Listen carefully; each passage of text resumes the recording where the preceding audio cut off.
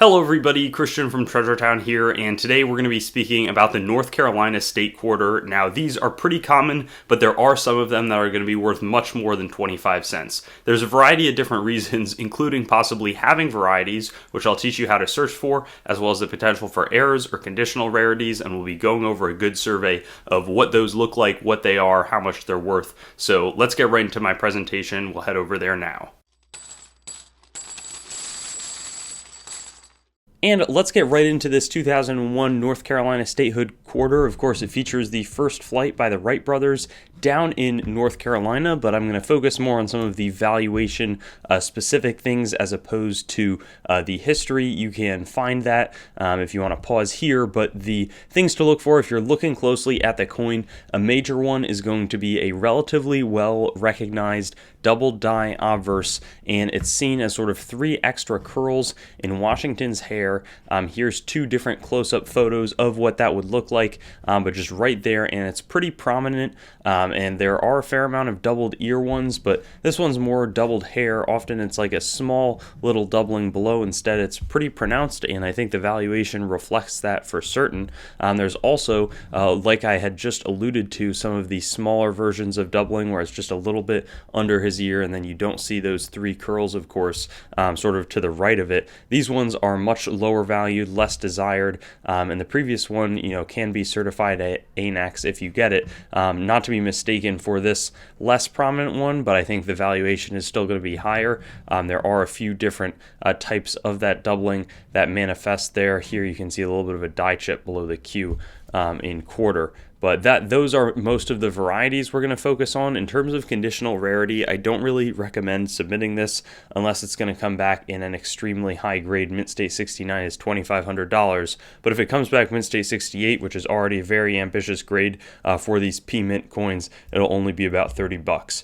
That might change a little bit on the Denver Mint, which for whatever reason hasn't graded as high. There's not any history of ones graded at PCGS in 8+ or 9, so those would have very high values, but the bottom line for most people, it's better off looking for those varieties. I'll go over the proof stats. It's never worth it to certify for the clad proofs and the silver proofs. I think the proof 70 is pretty unattainable, and after all of the time buying the sets, cracking them out, submitting them, I just don't think that's makes sense from a value perspective. But some of the other really interesting and valuable ones going to come in the form of errors, so I picked out 3 to highlight for us today. The first one, quadruple struck. This was the last year, 2002. I think things start tightening up at some of the mints, but that there are a lot of spectacular errors. So if you're a North Carolina collector, this one's a great one to pick up because I just think the stamping is really interesting. $690 back in 2007. I think those prices would have increased today, but you see, several different strikings all throughout. Then there's also this double clip planchet, a much cheaper coin, but interesting because you do have the curved clips not just once, but on both sides of this one. Of course, the planchet error is coming before the strike. It's not something going on with the strike. Instead, when the planchets are punched out of the strip, sometimes things go wrong. So in this case, it's not advancing properly, and we get the clip planchet. In this case, and this one sold for $380. I always think people pay up more on these state quarters when this is seen on the reverse, where the reverse clad layer is missing. So there's this inner core that I believe is the copper, and that's what shows through here, really beautiful. Then it gets sort of plated on either side, or it's not really plated, but it's more of an outer core. And sometimes for whatever reason, maybe on one side, strip runs out. It's relatively more common on these state quarters to be found there than anywhere else. That is how this one ends up occurring, but a really interesting error.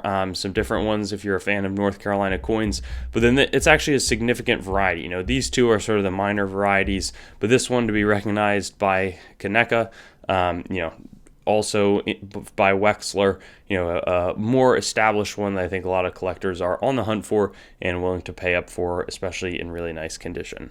Thanks for watching, and as always, keep checking that change. North Carolina coins are all over the place, several hundred million of them made in each mint mark, over $1 billion total, and I'll see you on some of my future videos. Going to do all of the 50 states plus the territories. Thanks for watching the video. I'd encourage you to like the video, comment, and make sure to subscribe to my channel. And I also have Facebook, Instagram, Twitter, and some other social media platforms. You can also go to my main channel website, treasuretownYT.com, to learn more about the channel and sort of stay in contact.